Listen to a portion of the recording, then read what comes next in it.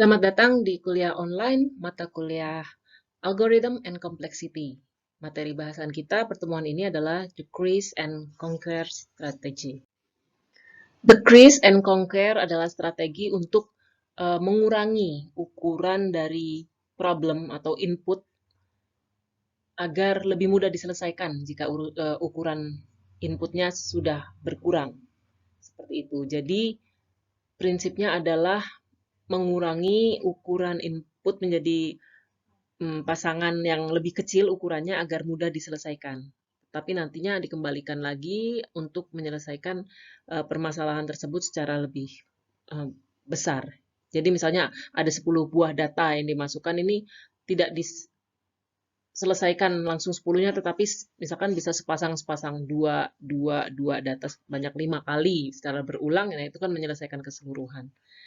Jadi setelah kita menentukan relasi yang lebih kecil ini bisa diselesaikan secara top down dari atas ke bawah maupun bottom up dari bawah ke atas. Kalau top down itu dari ukuran yang besar menjadi kecil, sedangkan bottom up dari ukuran kecil menjadi besar, seperti itu. Jadi kalau kita tahu decrease and conquer ini akan memiliki karakteristik yang rekursif implementasinya ya. Jadi penyelesaian masalah walaupun kecil tapi sama prinsipnya terhadap masalah yang besar. Itu adalah rekursif ya. Tapi sebenarnya dalam implementasinya bisa juga dilakukan tanpa rekursif atau non-rekursif. Lalu variasi bottom up ini biasanya dilakukan secara iteratif ya, atau rekursif tadi. Dimulai dari solusi yang paling kecil sampai membesar. Ini disebut juga dengan pendekatan incremental. Terhadap strategi decrease and conquer ini ada 3 variasi penyelesaian. Yang pertama decrease by constant, yang kedua decrease by constant factor, dan ketiga variable size decrease. Kita akan lihat satu persatu. Yang pertama decrease by a constant. Jadi ukuran dari instant problem akan dikurangi menggunakan suatu nilai konstan yang sama pada setiap iterasi algoritma. Biasanya konstanta yang digunakan ini adalah 1 ya, di decrease dikurangi 1. Walaupun konstan lain untuk mengurangi ukuran dari input juga bisa digunakan. Ini adalah flowchart penggambaran dari decrease by one and conquer teknik ya, decrease by constant tadi. Jadi awalnya problem berukuran n, selanjutnya dikurangi 1, dia akan menjadi n-1. Ini ada solusi untuk subproblem. Ini bisa dilakukan lagi ya, berulang. Kurangi n-1 lagi ya, itu secara iteratif. Dan seterusnya sampai diperoleh, dikembalikan paling kecil menjadi solusi yang paling yang original ya, seperti itu. Ini top down. Contohnya adalah kasus exponentiation ya, kasus perpangkatan. Jadi kalau kita mau menghitung a pangkat n ya, di mana a pangkat 0 sama dengan 1 ya, dan n adalah non-negatif integer, maka di sini solusinya apabila kita memiliki n, kita akan cari dulu n-1-nya. N-1, untuk mencari an sama dengan a pangkat n-1 dikali a, atau pangkat a pangkat 0 ya. Jadi fungsi fn sama dengan a pangkat n ini bisa dihitung secara top down menggunakan rekursif maupun secara bottom up dengan mengalihkan a itu ya sebanyak n kali. Secara rekursif akan seperti ini ya persamaannya ya. Fn sama dengan fn-1 kali a jika n lebih besar dari 0 dan sama dengan 1 jika n sama dengan 0. Nah ini kan rekursif ya secara top down. Yang kedua, decrease by a constant factor. Ini mengurangi atau mereduksi size instant of problem atau size input menggunakan konstanta faktor yang sama di setiap iterasi oleh algoritma.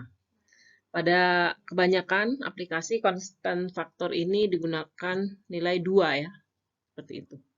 Berbeda dengan yang pertama tadi adalah mengurangi dengan suatu konstan gitu. Ini adalah mereduksi ya, membagi problem yang berukuran n dibagi 2 seperti itu ya, divide ya. Decrease-nya itu dengan membagi atau divide. Jadi awalnya input berukuran n, maka input dibagi menjadi n per 2. Lalu solusi. Nanti di sini kan karena secara rekursif kan, ya, yang n per 2 tadi dibagi lagi 2. Dan seterusnya sampai didapatkan solusi. Nah, kalau membagi 2 ini adalah log ya, karakteristiknya. Jadi efisiensinya adalah O log n, no log n. N log n ya, berapa kali dia dibagi. Ini AN akan sangat AN per 2 pangkat 2 ya, jika nilai N-nya genap, positif, dan A pangkat N-1 per 2 kali 2 kali A ya, jika N-nya ganjil. Dan nilai 1 jika N sama dengan 0, karena A pangkat 0 adalah 1. Seperti itu. Yang ketiga, variable size decrease. Ini adalah mengurangi ukuran variabel ya, dengan mengurangi ukuran input menggunakan variabel yang nilainya bisa berbeda-beda di setiap iterasinya. Tidak konstan seperti tadi 1 atau 2, tetapi ya bergantung setiap iterasi itu berapa nilai pengurangnya variabelnya. Contohnya adalah Euclid algorithm. Euclid algorithm ini kita sudah bahas di pertemuan pertama ya, untuk mencari greatest common divisor atau GCD. Nah, ini algoritmanya Euclid algorithm kan begini. GCD M, N adalah dipanggil lagi ya secara rekursif di sini kan. Berarti dia top down ya. Tapi parameternya sudah berganti N, N-nya parameter pertama berganti jadi N ya, awalnya M, dan parameter kedua berganti jadi M mod N. Nah, ini kan akan berubah ya. Nanti di pemanggilan berikutnya ini akan berubah lagi variabelnya kan, tergantung saat itu hasilnya berapa yang menjadi N dan berapa M mod N-nya. Kita lanjutkan dengan insertion sort. Algoritma insertion sort adalah sorting ya, sorting dengan prinsip pengurutannya seperti kartu itu ya, kartu remi. Kalau kita mau urutkan kan kita sisipkan di lokasi yang sesuai seperti itu ya. Jadi decrease by 1 tadi dengan by constant value tadi. Misalkan terdapat array A dari 0 sampai n-1, maka kita akan mensorting array A dari indeks 0 sampai n-2. N-2 itu kan ya, kalau size dari problem n data, maka dia sampai n-2 ini adalah sampai size di ukuran n-1 saja ya. Seperti itu. Selanjutnya, data yang terakhir atau pada indeks n-1 ini akan kita cari posisinya di mana. Di scanning aja dari tadi kan A0 sampai AN-2 ini sudah terurut, maka data yang terakhir akan ditempatkan, disisipkan di elemen yang sesuai, di posisi yang sesuai ya pada elemen yang sudah terurut di sisanya. Ini contoh insertion sort yang bisa dipelajari. Di manakah basic operation-nya? Basic operation biasanya ada di dalam looping ya, dan dia adalah pengecekan biasanya, comparison-nya. Ini akan dilakukan, dia akan masuk blok ini kan jika terpenuhi J lebih besar dari 0 dan AJ lebih besar dari U. Inilah basic operation-nya. Ya, ini adalah penjelasan dari insertion sort. Worst case-nya adalah kuadratik ya.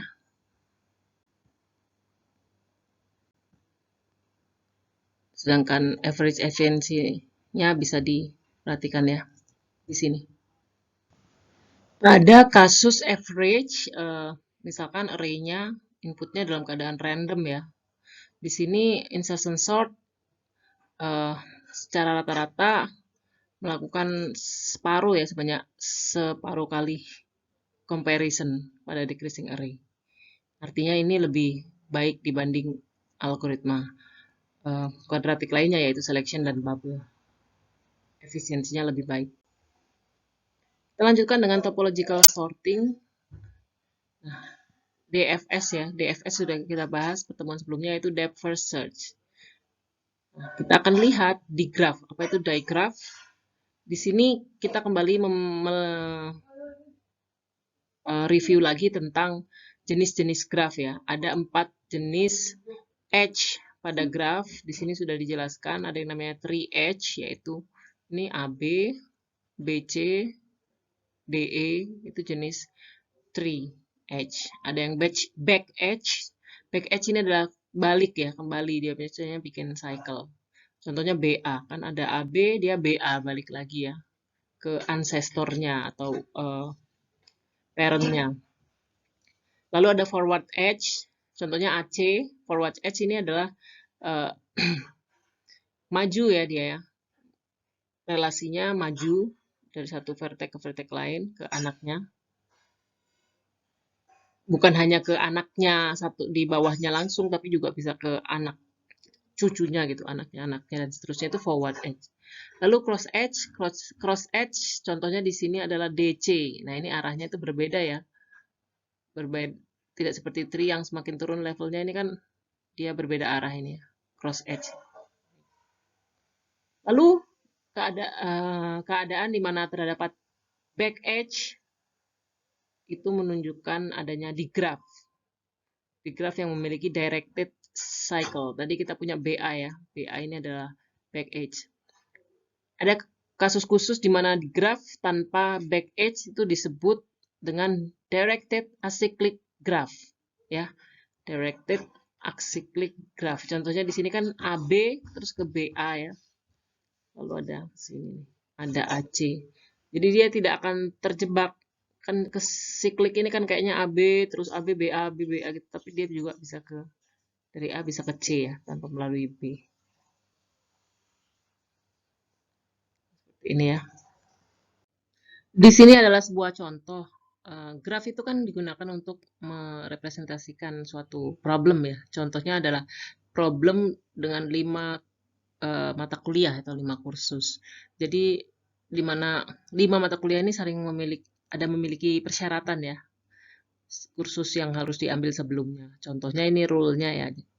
C1 dan C2 tidak punya prasyarat. Nah, ini ya dia mulai jadi root ya. Lalu C3 memerlukan C1 dan C2. Nah, seperti ini makanya ya visualisasi grafnya. Karena C1, C2 itu parent dari C3. C4 memerlukan C3. Nah, ini ya. C5 memerlukan C3. Ini. Dan C memerlukan C4 juga. Nah, ini. Maka kita bisa dapat representasi grafnya seperti ini. Jadi, student can take only one course per term. Jadi, pada satu waktu hanya bisa satu kursus. In which order should the students take the course? Kita diminta urutannya ya, mana dulu nih. Seperti itu. Jadi, topological sorting ini akan menggunakan list vertex yang berurutan dan ada edge-nya ya, atau ada penghubungnya pada graf. Vertex akan dimulai dari start edge tadi root ya, start edge, dan akan berakhir di end edge ya.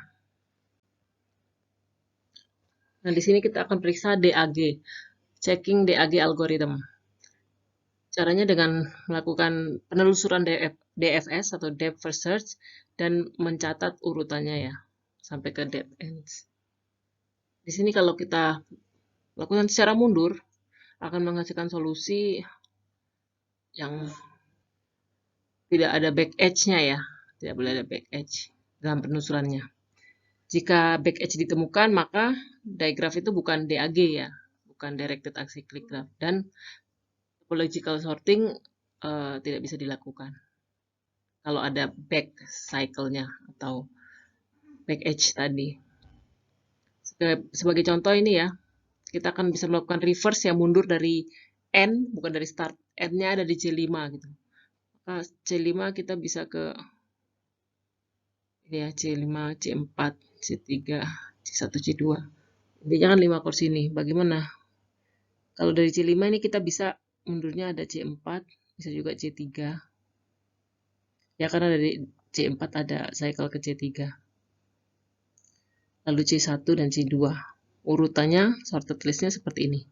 Ketika mencari algoritmanya, mencari rute secara mundur dari destination dulu, dari N dulu ke depan, tapi hasilnya ya nanti dikembalikan lagi, dimulai dari depan. Contohnya ini C2, C1, kan ke depan sini ya. C2, C1, C3, C4, C5. Ini jawabannya.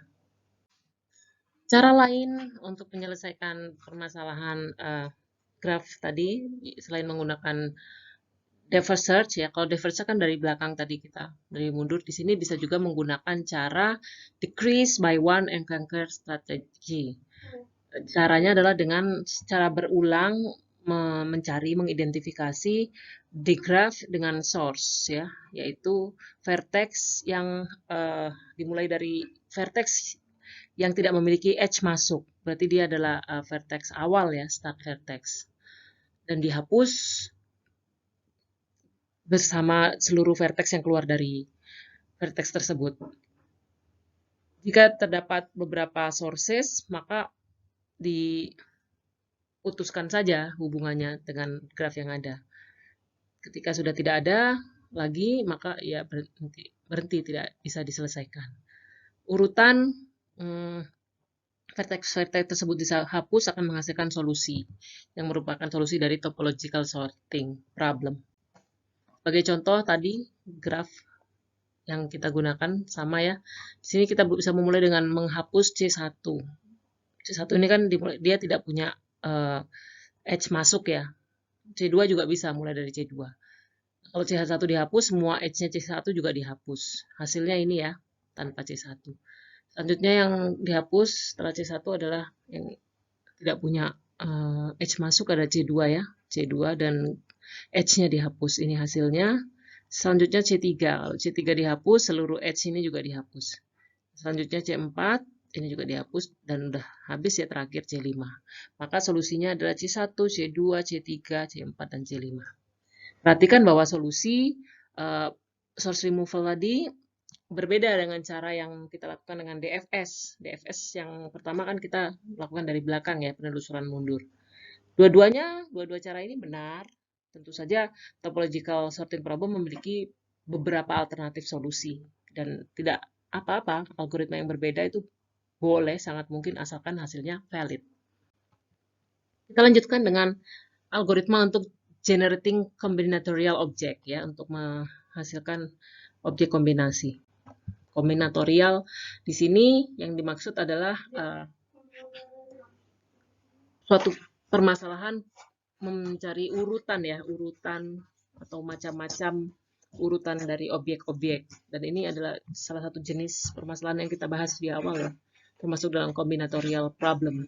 Karena permasalahannya urutan yang mungkin ada itu bisa berbeda-beda dan banyak. Dari satu set nilai itu kemungkinan mengurutkannya atau membuat pasangan-pasangan nilainya banyak. Yang termasuk kombinatorial ada permutasi, kombinasi, dan subset ya dari suatu set.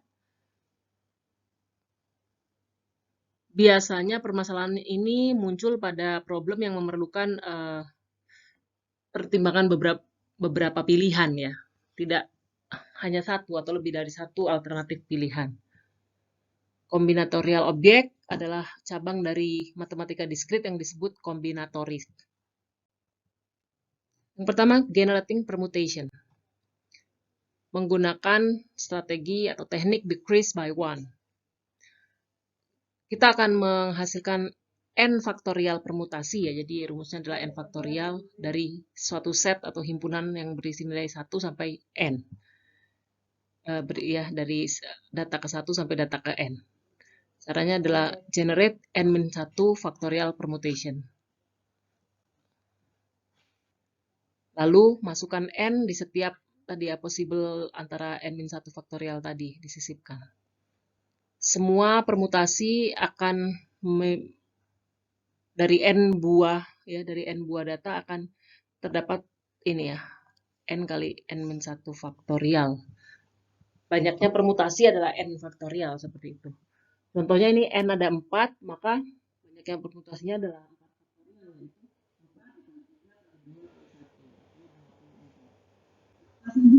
Permutasi dari BCD ya, kita mulai tadi ya, maksudnya dari ini satunya hanya yang tetap ya, kita mulai aja dari BCD, kemudian ada BDC, BCD ya, ada 6 buah kan permutasinya ya. Itu baru yang diawali dengan A. Sekarang tadi ada 6 ya, di sini ada 6 yang diawali dengan B, BACD, BADC, dan seterusnya. Ini juga ada 6. Kemudian diawali dari C, ya ini juga ada 6. Kemudian yang diawali dari D, Jadi DABC, DACB, dan seterusnya ini juga ada 6. Maka dia 6 kali 4 ya.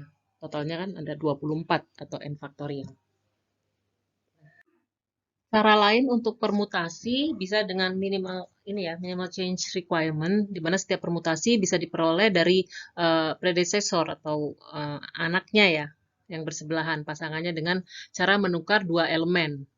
Jadi di sini kalau kita lihat, kita langsung lihat ke contohnya saja. Di sini cepat ya. Misalnya kita mau membuat berapa list permutasi dari nilai 1, 2, 3, maka kita mulai dari satu nilai saja dulu, 1.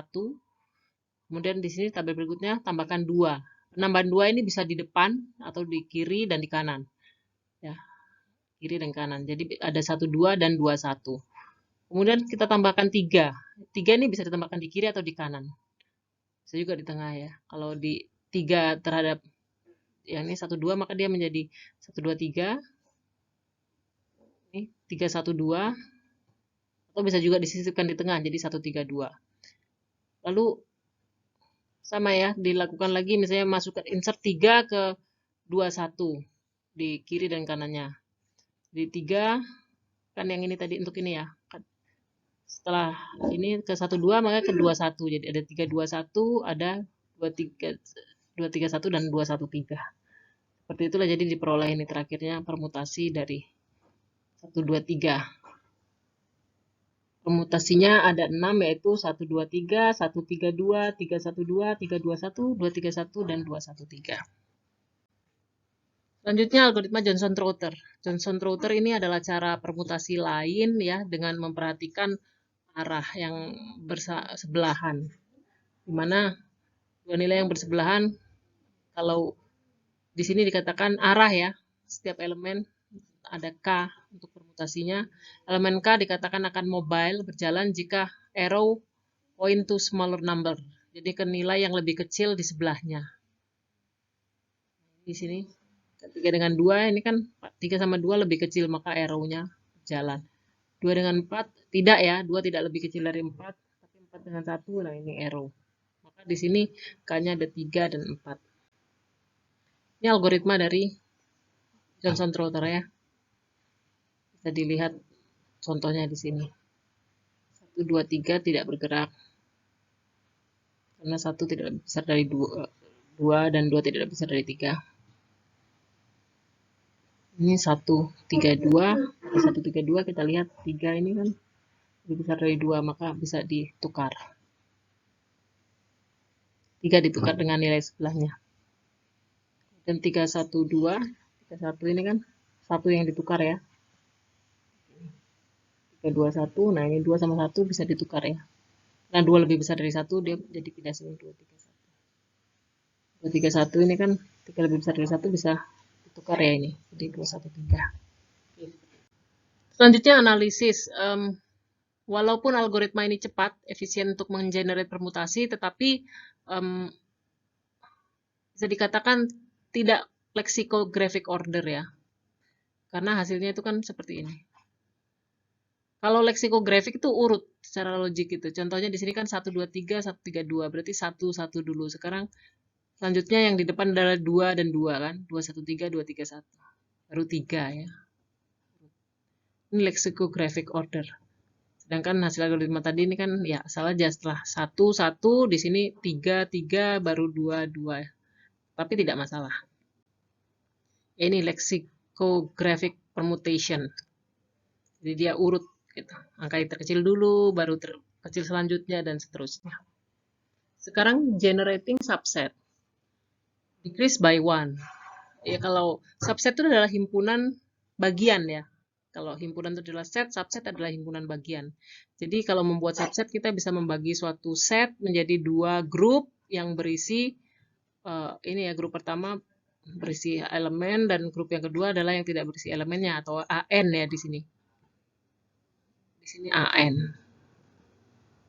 Seperti itu. Jadi kalau kita punya suatu subset, maka kita bisa mendapatkan subset totalnya ya dengan menambahkan elemen yang tidak ada di dalam subset ini. Intinya seperti itu. Selanjutnya binary reflected gray code. Binary reflected gray code ini adalah seperti permutasi juga ya, cara untuk mengenerate bit-bit berapa digit, misalnya n-nya adalah 3 digit, bitnya berapa saja yang memungkinkan. Kalau binary kan hanya 01 aja ya. Kalau mau menempati 3 digit itu berarti dia ada 2 pangkat 3, ada 8 buah binary digit. Di sini algoritmanya BRGC seperti ini bisa dibaca. Intinya dia akan mulai ya dari n sama dengan 1, ini kan 0. 0 dan 1 saja ya. Digitnya 1, kemungkinannya hanya 0 atau 1. Pada digit 2, kemungkinannya adalah, ya karena kita buat ya untuk setiap nilai 0 kan punya nilai kemungkinan 0 dan 1, untuk setiap nilai 1 ada 1 dan 0. Jadi ini pada digit 2 ada 0, 0 ya. Pasangkan aja 0, 0, ini 0, 1, lalu 1, 1, 1, 0. Oke ya. Sekarang digitnya 3. Pada digit 3, di sini nilainya tadi ya ditulis sebenarnya kan 0, 0, 0, 1, 1, 1, 1, 0 ini kan set digit 2. Kalau di depannya 0 semua dan satu set 2 digit kedua yang depannya 1 semua. Jadi sama ini. Tinggal nambahkan aja 0, 0, 0, 0. Dan ini adalah sisanya adalah nilai ini yang di dalam kurung. Ini tinggal diganti depannya 1 saja. Seperti itu. Baik, terima kasih.